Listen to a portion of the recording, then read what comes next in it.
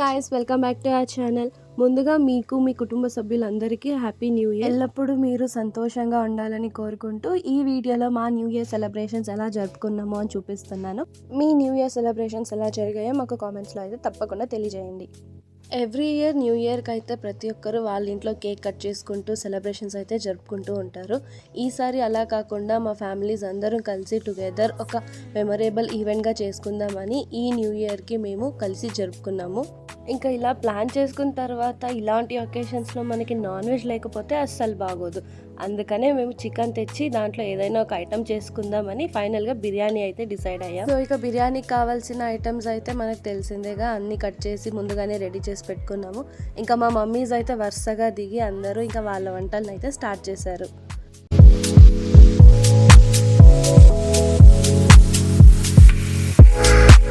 ఓ పక్క కుకింగ్, మరో పక్క ఎంటర్టైన్మెంట్, దేనికి తగ్గకుండా బాగా ఎంజాయ్ చేసుకుంటూ మా వంటనైతే మేము చేస్తూ ఉంటాం.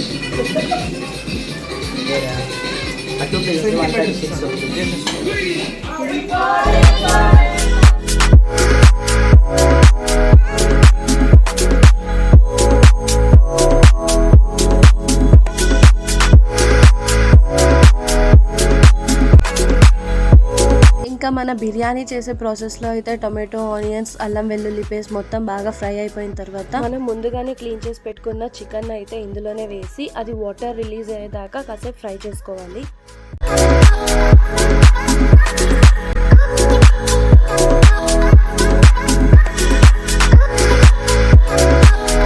ఇక చికెన్ నుంచి వాటర్ రిలీజ్ అయ్యాక మసాలాలన్నీ వేసుకుని కాసేపు ఫ్రై చేసుకున్న తర్వాత ఇందులోనే మనం పెరుగు యాడ్ చేసుకొని ఇంకాసేపు ఫ్రై చేసుకోవాలి.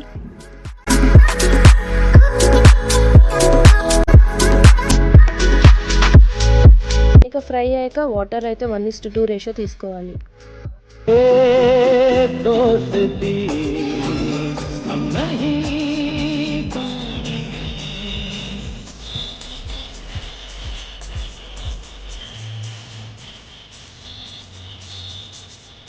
ఇక వాటర్ బాగా బాయిల్ అయిన తర్వాత ఇందులోనే మనం ముందుగా నానబెట్టుకున్న రైస్ వేసుకొని ఇక 15 మినిట్స్ అయితే లో ఫ్లేమ్లో బాగా దమ్ పెట్టేస్తే బిర్యానీ రెడీ.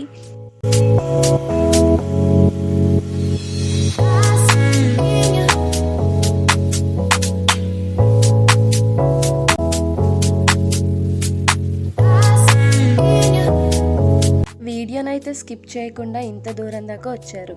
ఆ like, share, subscribe and comment ఏదో ఇచ్చేయచ్చు కదండి ప్లీజ్.